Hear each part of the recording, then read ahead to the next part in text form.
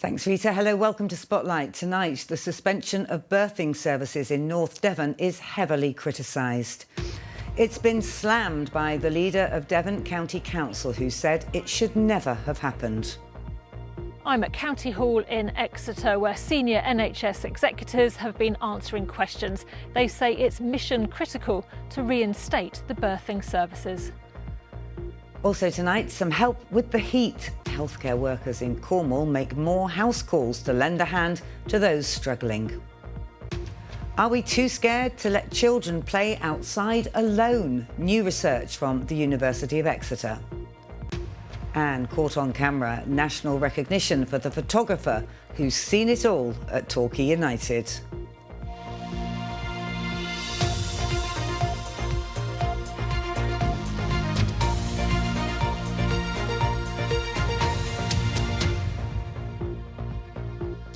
Good evening. The leader of Devon County Council has called the suspension of birthing services in North Devon a catastrophic failure of senior management. Senior NHS executives have been answering questions at a special meeting at County Hall in Exeter today after births stopped at the district hospital in Barnstaple on the 11th of August. Expectant mothers are concerned about long journeys to access services in Exeter or Taunton. The clinicians say safety was the key issue. Intensive work focusing on recruitment is underway and that it's mission critical to reinstate the services. Tamsin Melville reports. To everyone fighting to keep maternity care here in North Devon, we see you. The strength of feeling was obvious in Barnstaple at the weekend. I just strongly feel like North Devon women are being treated as second-class citizens. It's just that uncertainty of what is to happen, and we're just faced with that terrifying thought of where is this going to leave us. And today, senior NHS executives were at County Hall in Exeter at a special meeting where members of the public and councillors were demanding clarity and answers. The idea of suspending maternity services should never have been an option. What we've seen here is a catastrophic failure of senior management, both at the NHS Trust, but also the Integrated Care Board.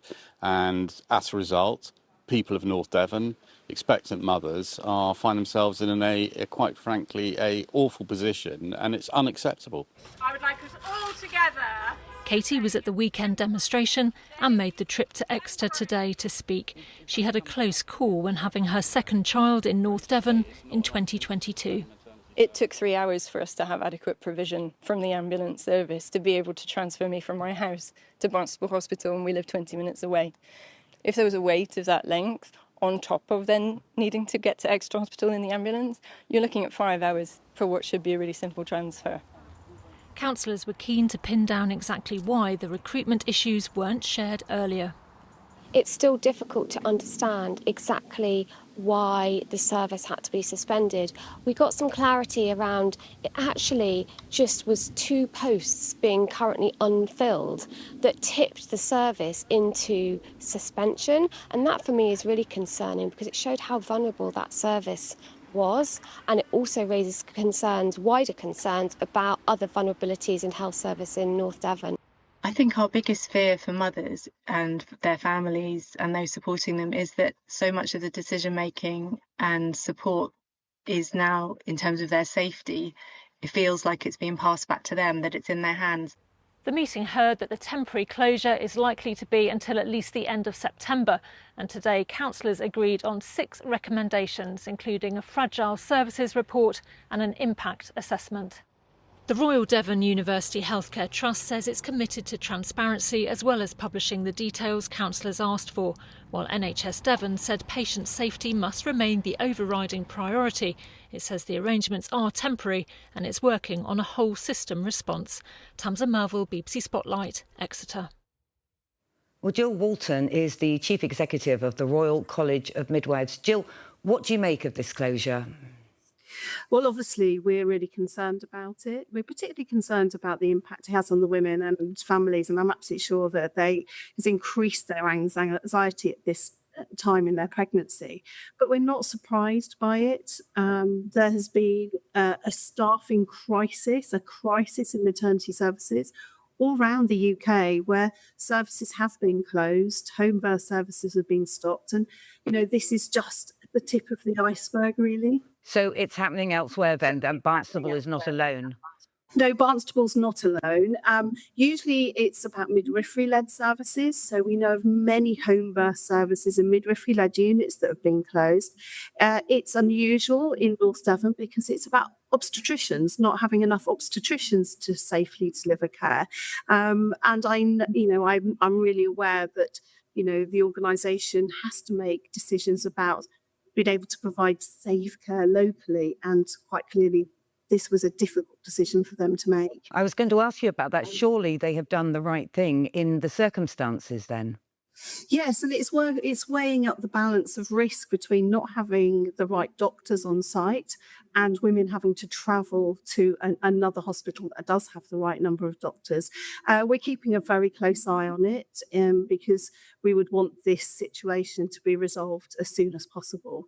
But ultimately, it's the issue of safe staffing across all of maternity services, and that actually is a government issue.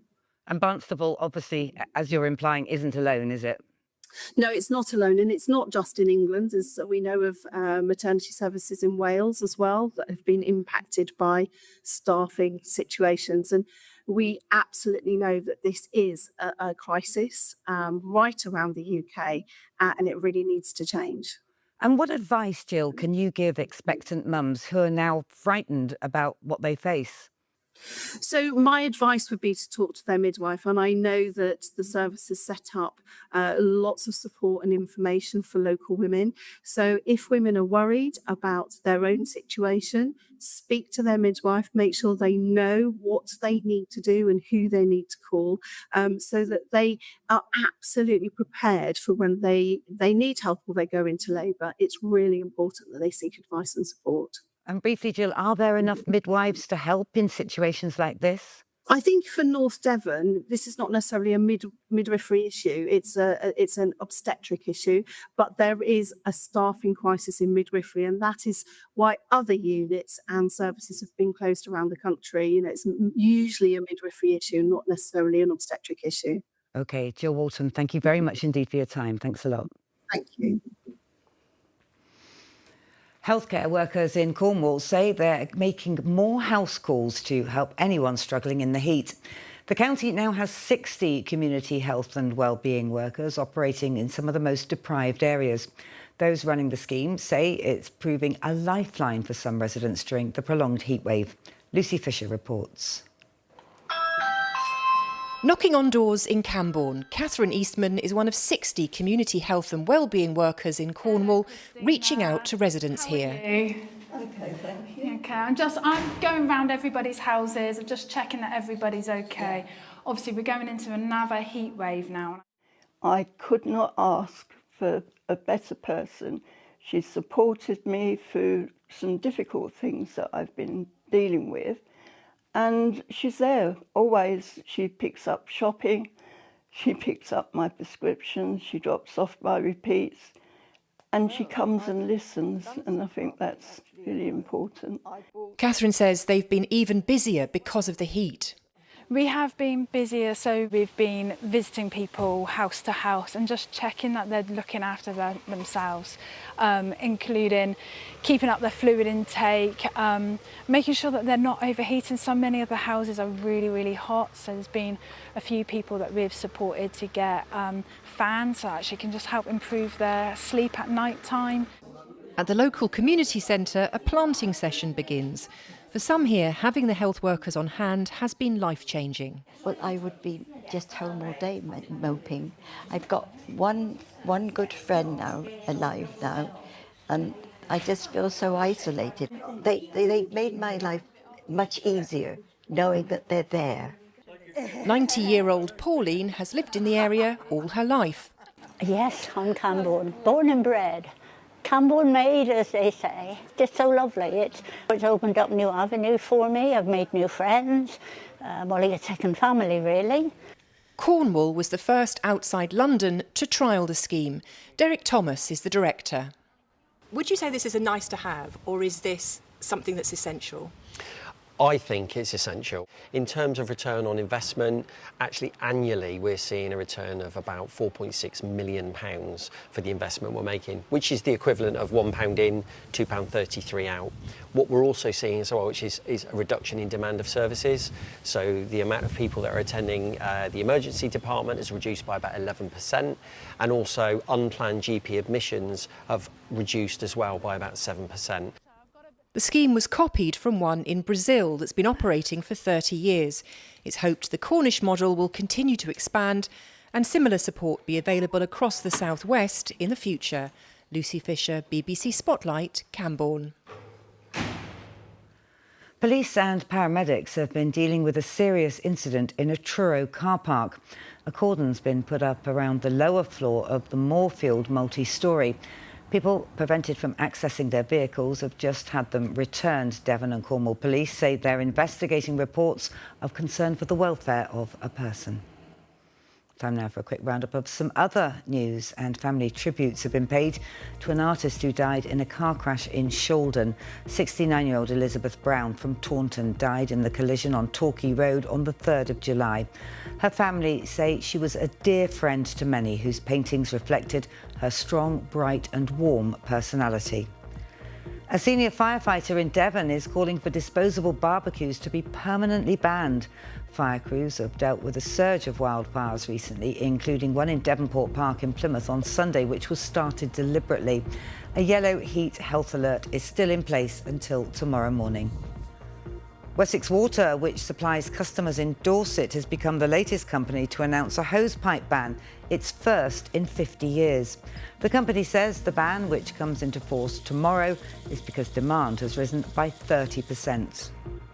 The current climate has driven customer demand up beyond anything that we've seen before, over 400 million litres a day, and at its peak around 450 million litres a day. So our storage is in a stable position, but it's the demand and being able to move it through the network fast enough to keep up with the customer consumption that has led us to this decision.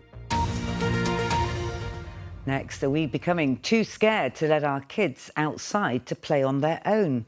New research by the University of Exeter found that children were almost 11 when they began playing outdoors unsupervised. That's more than a year later than their parents' generation. Experts say concerns over busy roads, a lack of spaces to play and more time on screens are possibly to blame. John Danks reports. At this play park in Tiverton, there's plenty to keep the children occupied. Being outdoors enables more physical activity, but the benefits go beyond that. Previous research has shown that the more time children spend playing outdoors, the better their mental health is. So the lower their levels of anxiety and the happier they are. Right, outdoor play is how children are supposed to spend their time. And if you ask any adult, tell me about your favourite childhood memory, they will almost all tell you that they were outdoors playing with friends, often doing something that they probably shouldn't have been doing. What were footballs and dolls' prams made for anyway, the youngsters want to know. What was the world made for, if not to provide a glorious, great place in which to play? Unlike the 1950s, children today, according to new research, aren't playing outside unsupervised until they're nearly 11, around 2 years later than their parents' generation. In the estate that we grew up in, I was a lot younger when I started playing out independently. I think I was from the age of 8. We would all play on a really local street. All families would sit in the garden. We'd all play in the street and the local park that was at the bottom of the road. It was really exciting instead of going out with your parents, where you can just roam free around areas with your friends. My sister normally takes me and my brother down to like People's Park, so then we can play and get like fresh air instead of staying in the like house all day. It was good to just like roam free and do what I want, and like not with my parents not bothering me all the time. As a society, do we celebrate children being outdoors? Do we think that that's great? Do we say, oh, brilliant, I saw some children playing today? Or do we think, oh, they shouldn't be out by themselves? And are we judging parents for giving children that independence? Researchers say increased screen time and safety concerns over busy roads were other reasons for delayed play. It is a trend they want to change. John Danks, BBC Spotlight, Tiverton. Let's check out what's happening online this evening. We answer your questions on the potentially deadly blue tongue virus sweeping livestock farms across the southwest. The Prime Minister said yesterday that work was being done to get vaccines to the UK. Dredging work to restore access to the upper quays of Truro historic port is now underway. The work involves removing mud and silt from the riverbed to increase its depth for vessels. And a teenager from Crewe Kern, who trains a championship football side cerebral palsy team, says he's still in disbelief after winning Coach of the Year. Casey Young has never missed a session. For all of those stories and more, check out the BBC News app. Now, welcome if you've just joined us. Plymouth's growing marine autonomy sector has been showcasing some of the latest technology to industry and defence leaders. The city is the UK's national centre for marine autonomy and is also home to Smart Sound, the country's leading test facility for uncrewed systems and advanced ocean technologies. Spotlight's business reporter Scott Bingham was invited along for the ride. We're heading due south aboard Plymouth Marine Laboratories Explorer RIB. Piloted by Professor James Fishwick, PML's Head of Innovation for Smart Sound Plymouth. A proving ground combining the physical marine environment of Plymouth Sound with world-class expertise and laboratories back on shore. We've arrived on station now. We're about 6 miles off Plymouth, and that's the L4 scientific buoy, part of the Smart Sound network. So this buoy is actually one of the critical components to Smart Sound. It acts in various modes. So one, it collecting important scientific information, which gives us the characterisation of the environment in which vehicles and platforms are being tested. It also provides situational awareness of the environment with camera systems, etc., and a critical communication infrastructure. Okay, ready? Undergoing evaluation today, a number of autonomous underwater vehicles, or AUVs, unmanned robotic submersibles. It's just really understanding where the vehicle is in the water. Is it doing what it's supposed to do? Is it measuring the things we're looking into? And then basically the next step, when you have sort of trust in your vehicles and your platforms, then you can actually start putting new innovative sensors on, and then you can actually start to measure the environment. What we've put down is a subsea communication system. We call it Smart Sound Connect. Currently, it's very difficult to track things underwater very easily. You can do it from a surface with a very expensive mounted sensor. But what we're trying to do is create an environment, an array, if you like, where you can just put vehicles in and you get good communications and good positioning. Also meshing with the network, Plymouth-based Aqua Ocean's unmanned surface vessel, Pioneer. Pioneer is able to communicate with autonomous underwater vehicles and also a series of fixed seabed nodes that are gathering data on the seabed, which then can communicate that data to USV Pioneer for immediate relay back to a remote operations centre on the shore. And talking of pioneers, the whole Smart Sound network is underpinned by technology from Sonodyne, a company which has had a base in Plymouth since 1982. Subs in the water. My CCOM unit is now beeping. Plotting an accurate course for the future is never easy. It's 71 degrees and 208 metres, which is in that direction. But the government's defence investment plan has finally made things clearer, and Plymouth is still pushing ahead as the UK's national centre for marine autonomy. Scott Bingham, BBC Spotlight, Plymouth. Well, let's go to the sport now, but I'm afraid it's not good news. It was an opening day to forget for Plymouth Argyle, who were well and truly beaten at home park. Exeter City also suffered defeat on their return to League Two. There is a little bit of good news, though. Cameron Weldon has all the details.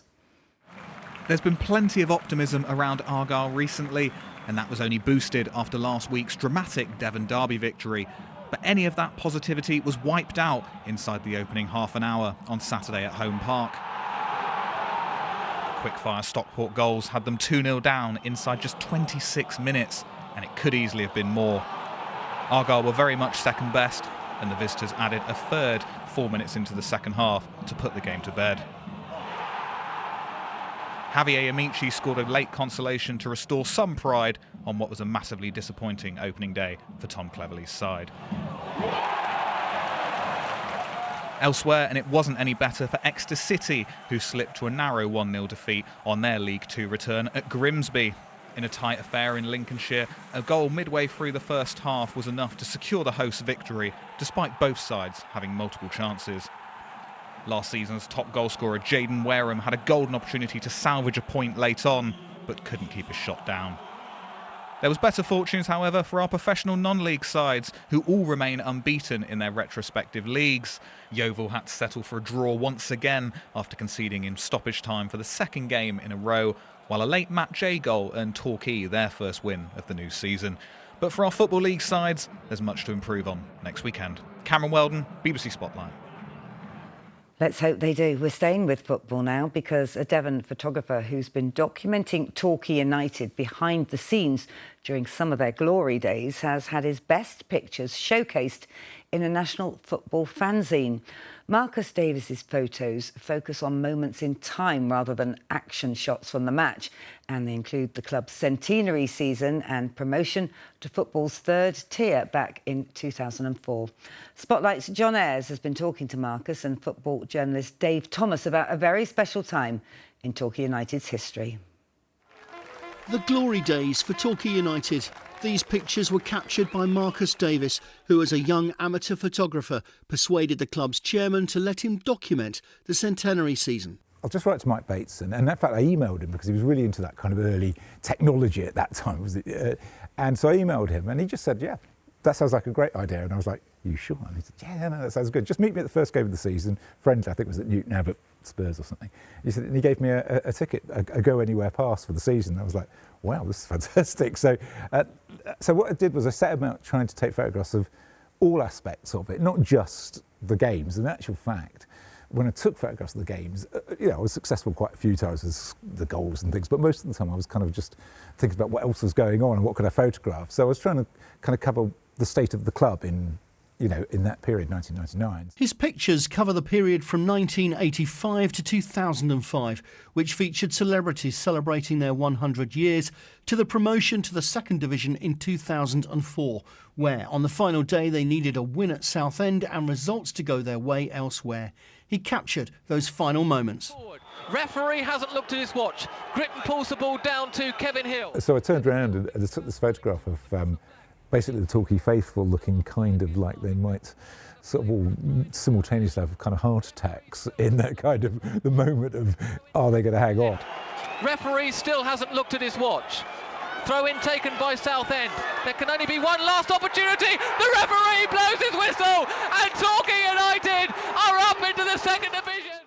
Marcus, to his great credit, I mean, there was an awful lot happening on the pitch, but he always had this instinct for turning round and seeing something else. So he, in a moment of his inspiration, realised that possibly, subconsciously, that the picture of the day might well be actually looking this way and not on the pitch. He then got lots of decent pictures of what was happening on the pitch, but he turned round and got a series of photographs which to this day almost tell you more about the club, the fans, what happened that day, than anything that happened on the green stuff. The pictures feature in Lower Block, a magazine that focuses on football subculture. The images capture what life is really like for lower league football clubs. When you want something so desperately in football, and I'm sure fans of Plymouth Argyle and Exeter City and all fans all over the country will go along with this. If you're at a lower division club, you're going to be losing at least as many as you're winning, and very often more than that. So you have all these years of pent-up hoping and yearning for something really good to happen. And then on these rare occasions... It's the rarity factor, isn't it? It's the rarity. It makes it even better. It's the old, was it the old Sunderland fanzine? It's the hope that kills. The Torquay fans are going absolutely mad. And these days will live long in the memory of Torquay's older fans, hoping one day they could return. John Ayres, BBC Spotlight, Plainmoor. And the rarity makes it so very special, doesn't it? Now, 6 donkeys rescued from a field in Somerset after Storm Chandra earlier this year are on the road to recovery. They were taken to the donkey sanctuary in Sidmouth after the storm flooded their home. Vets from the Devon charity said the donkeys were in a desperate state, but they're much better now. They're all really happy and settled, and the kind of transformation in kind of their demeanour and personalities that are, developed over the last 6 months has been really, really nice to see.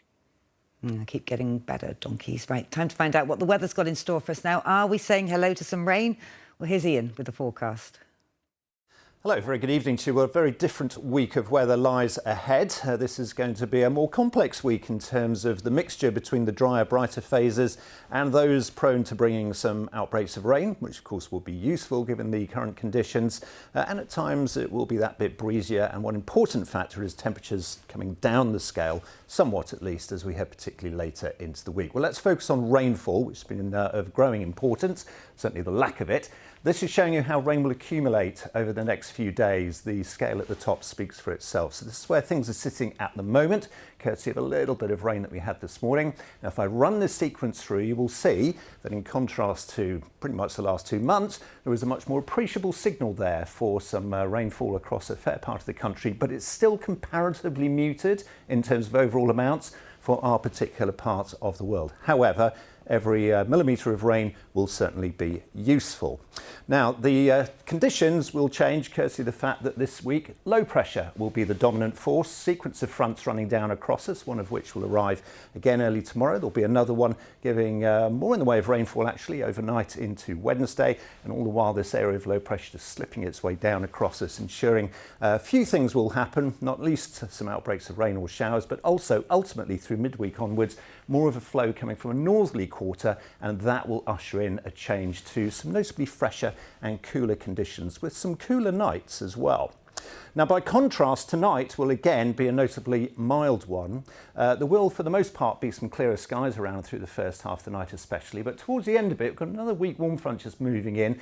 Low cloud base again, some hill fog, some patchy outbreaks of rain associated with that, and temperatures overnight, as you can see, still through about the mid towards upper teens. So a noticeably quite breezy day tomorrow.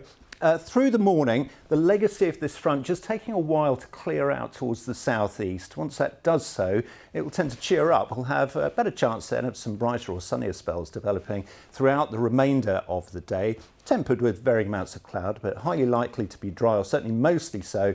But you'll notice gathering late into the evening and overnight, some more rain starting to approach from the northwest. Temperatures tomorrow, despite all of that, still through about the lower towards mid-20s, but as I mentioned, those temperatures will ultimately come more down the scale, quite noticeably so, further into the week. Bye-bye. Thanks very much indeed, Ian. That's all from us for now. Janine's here with our late news, 10:30, so do join us for that if you can, and have a lovely evening. Thank you for your company. Bye-bye.